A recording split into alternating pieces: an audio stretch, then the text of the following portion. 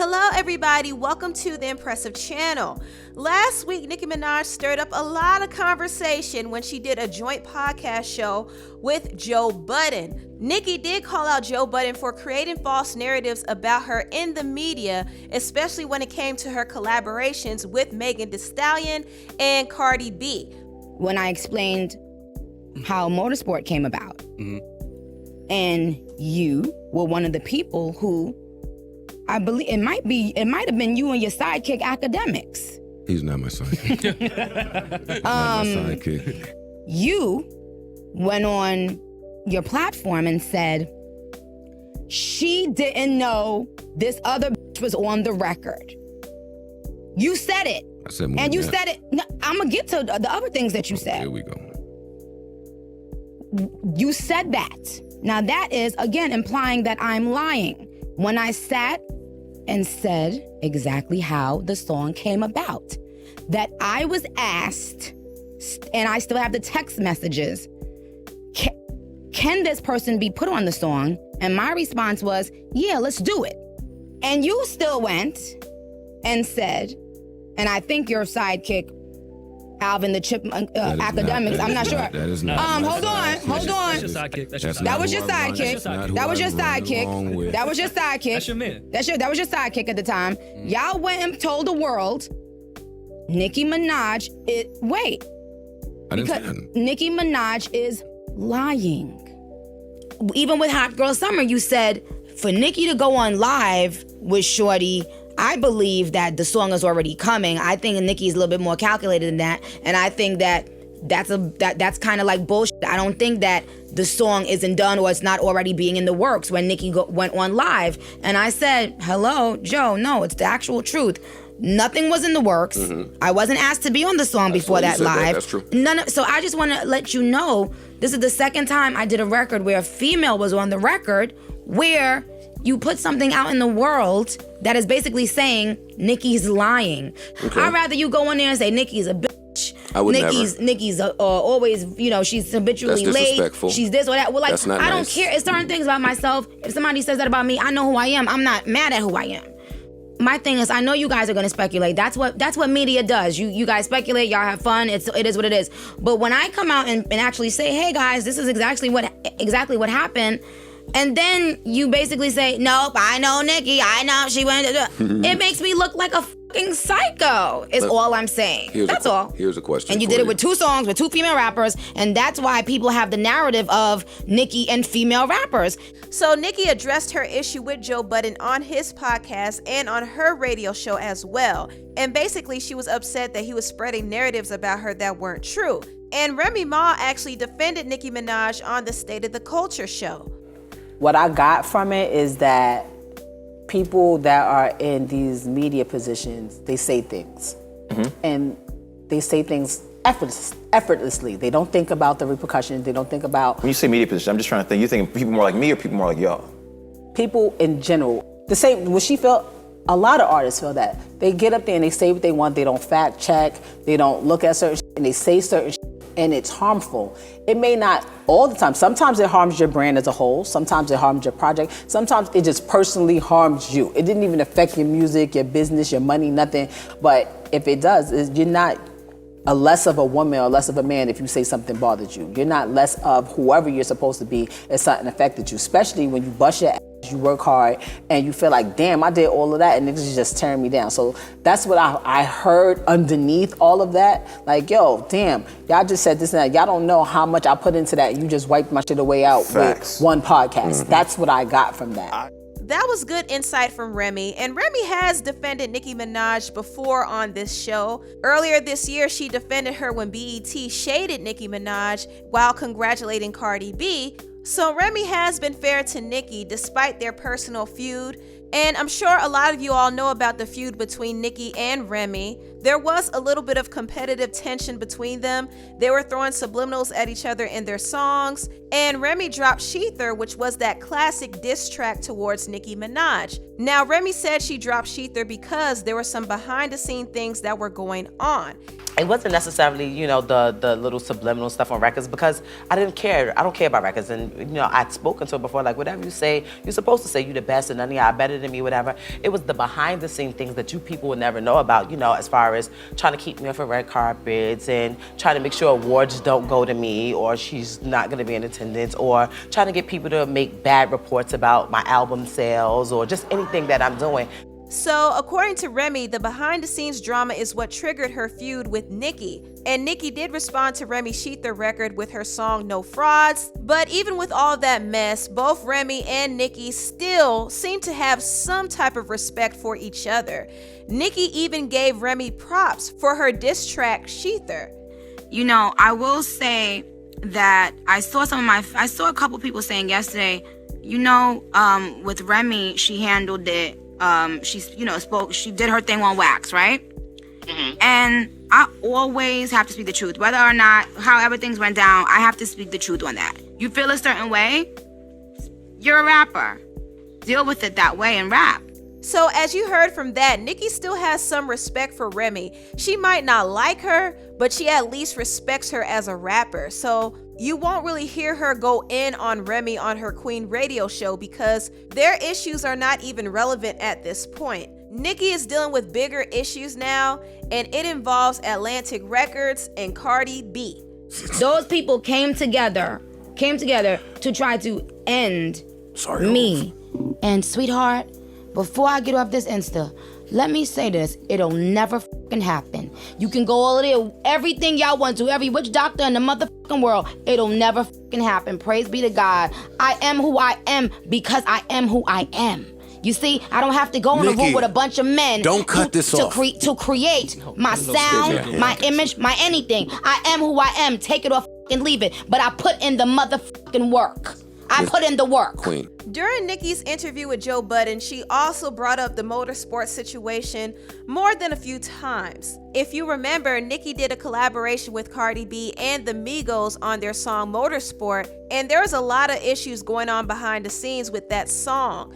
Now, DJ Akademiks was the one who kind of broke down the behind-the-scenes situation between Cardi and Nicki because he did have some inside knowledge of what happened. Nicki was actually bullied in a situation when it came to the Cardi B situation. Because Cardi B literally made her change her verse, would not get any of her features cleared with Atlantic, right? Because they wanted to make Cardi B happy.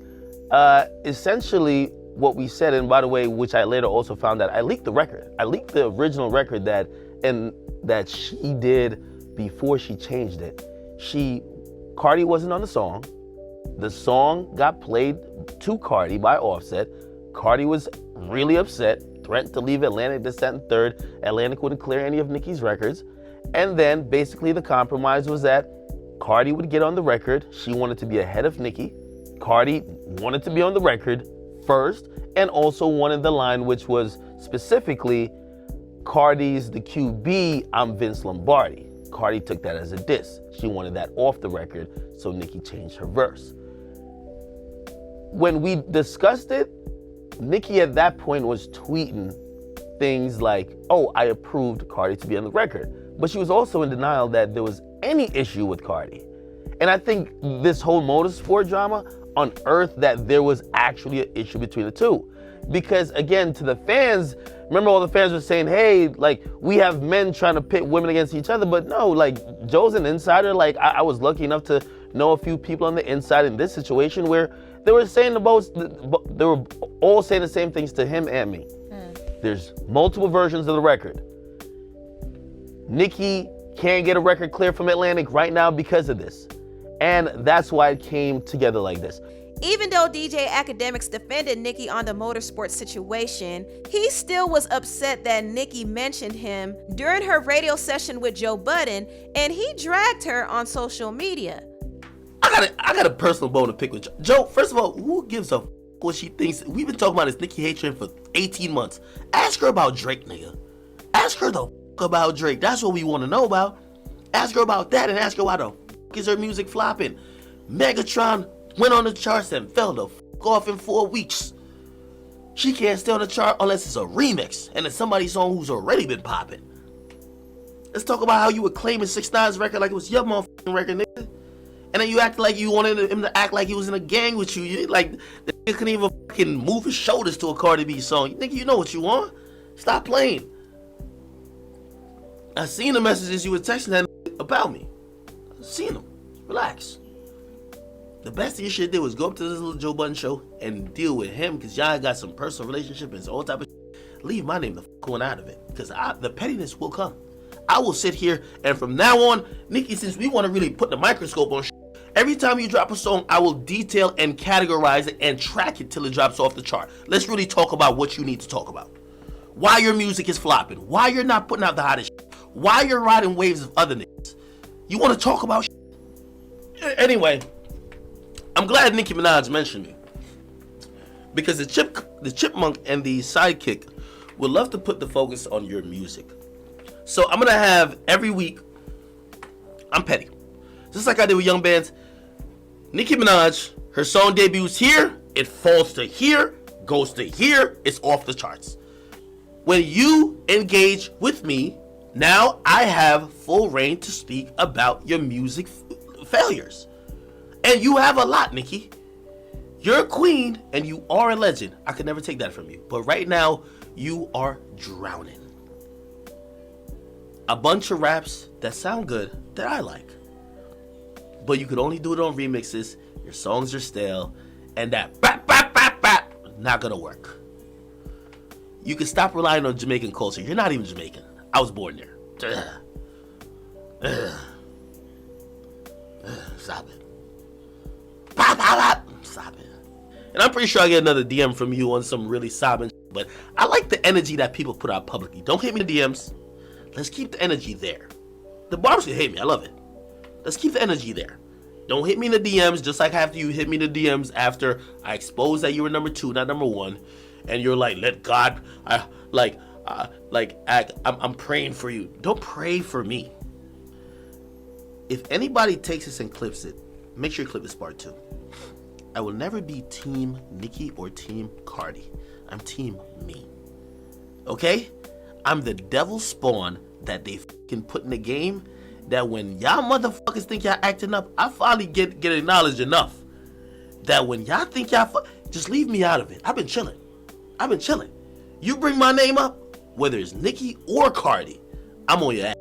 I don't pick sides. And I told Cardi, I said, Cardi, just let you know, I don't pick sides of whatever this is. Like, I let the Shade Room and Boulder, let them do that bullshit. That's women. I did not appreciate how Nicki Minaj even referred to me, even alluded to me, even then characterized me like I was some fucking hater. Now, I've been very fair with her.